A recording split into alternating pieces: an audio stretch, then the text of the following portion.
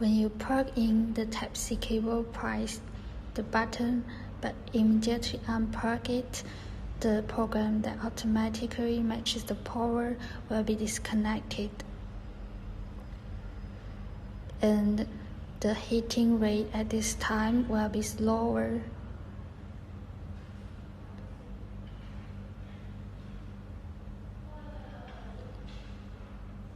So you can see the heating rate is very slower.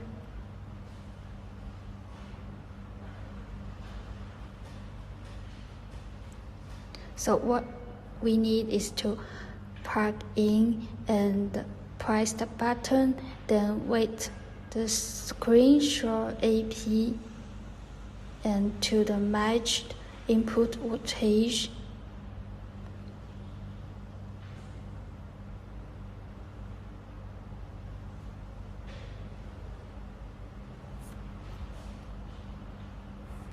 It's okay, and then power on.